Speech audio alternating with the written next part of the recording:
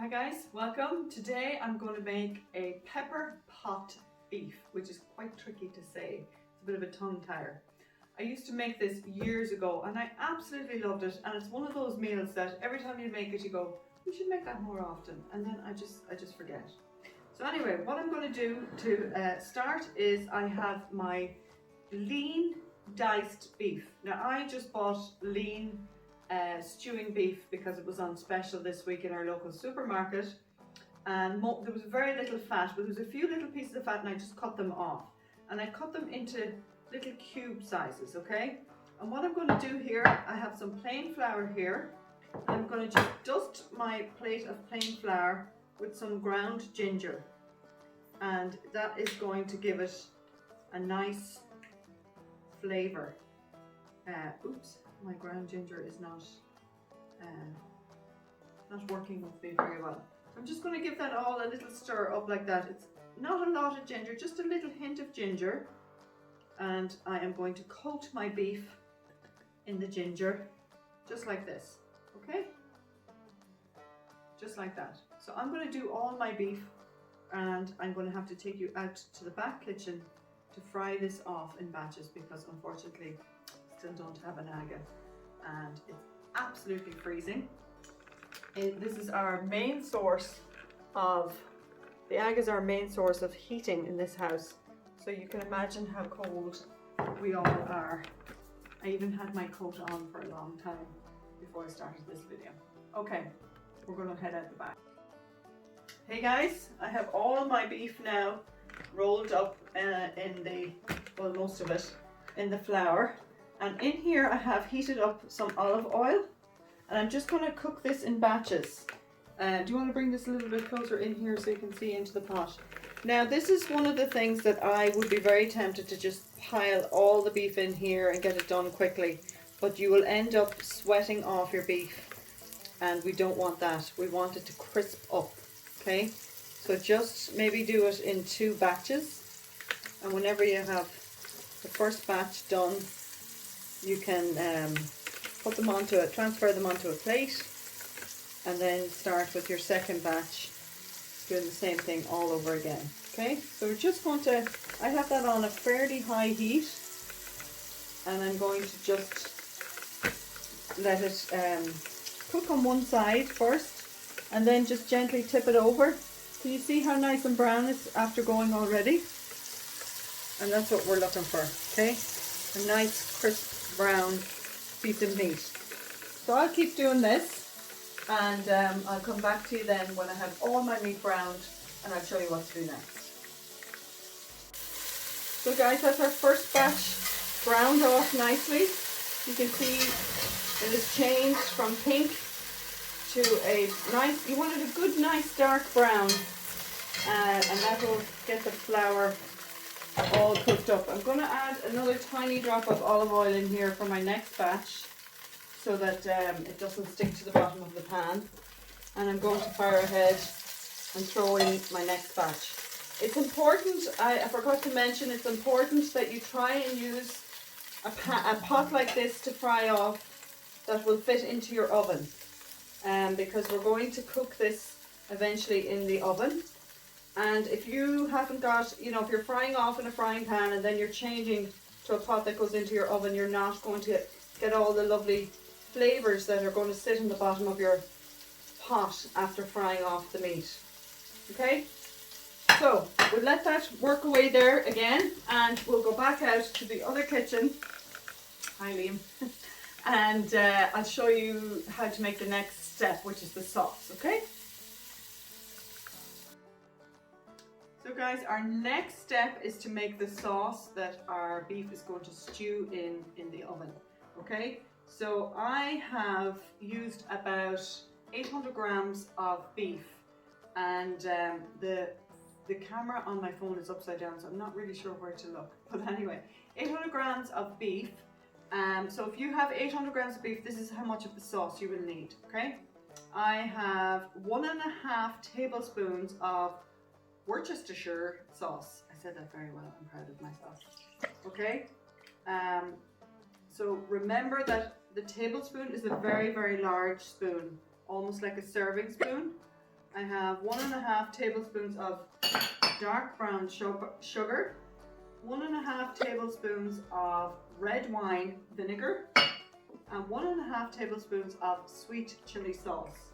Isn't that unusual? I bet you weren't expecting that to be in here. So I'm just going to scrape that in here. I'm also going to add one of my giant garlic cloves. If you don't have one of the giant ones, put in about 2 garlic cloves in here, okay? In they go. And the last ingredient is my tins of chopped tomatoes. Woo! So I'm putting in 3 tins of chopped tomatoes in here. This is really messy. Oh my gosh, what a mess. And that is a very, very full processor. If you don't have a food processor, you could do this in a jug and blend it with one of these guys, okay? And if you don't have that, you could just mash all this stuff up together. Now, I'm going to put my lid on, and I'm going to put this cloth on because I don't want anything to... I should have checked that this worked before I started filming, but here's hoping it does work. My good old food processor I have as long as I'm married, 25 years, and it serves me very, very well. And that's enough. That's it all mixed up together. You really do need to put a cloth on the top there because it goes crazy. Ooh, lovely, smells gorgeous. Okay, we're going to pop back out to the back kitchen and show you what we're going to do next, okay? See ya. So guys, we have our meat browned off nicely in here, and we have our sauce that I'm just going to pour into the meat, just like this, and give it a big stir all around, just to get those caked in pieces of flour released underneath. Do you know what I forgot, Liam? I forgot to get the bay leaves. Would you run and just grab them there on the island? Good man. Yeah. So the other thing that you need to do is have a couple of peppers, which I have already diced up over here. I have some, and you can see they're fairly chunky sized. If you don't like green peppers, you don't need to put the green peppers in. I have mixed peppers, yellow, green and red. Thanks, Liam. And I'm going to tuck 2 bay leaves. Just going to tuck them in to my sauce, just like that. I'm going to pop a lid on. I have my oven heating, preheated to 180 degrees. I think that's about 350 Fahrenheit, I'll let you know. And I'm going to cook that in the oven for 1 hour. And then I will take it out and add my peppers, cook it for a further ½ hour. But I'll come back to you in an hour. So guys, an hour has passed.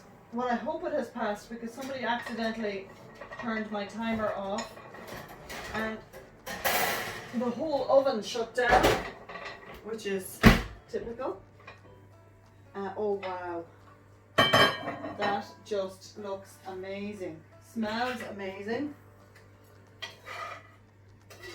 Oh, it looks just beautiful. So at this stage, when I bring you over and show you what it looks like.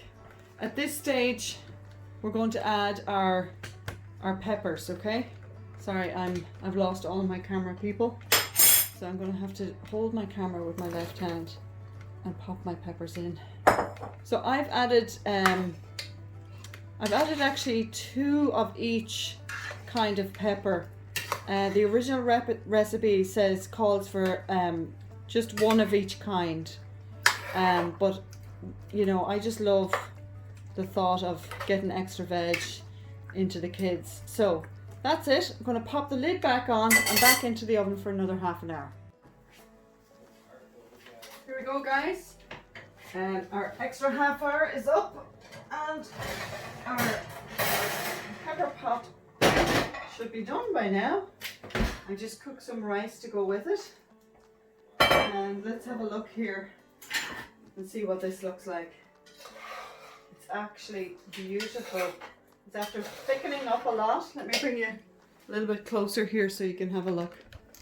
It's after thickening up really nicely there. Doesn't that look beautiful? And you can totally leave out as much peppers as I have in here if you don't fancy them. You could throw a few mushrooms in there. It would be very nice. Anyway, I'm very bad at putting this camera in the right position to say goodbye, but I hope you can see me, and hope you get to enjoy. This would be a really nice one for Valentine's night. Thanks for watching, everybody. Hopefully tomorrow we'll make some nice heart-shaped cookies, if I can find my heart cutter, which I probably won't be able to find. But anyway, God bless everybody. Thanks for watching. See you soon.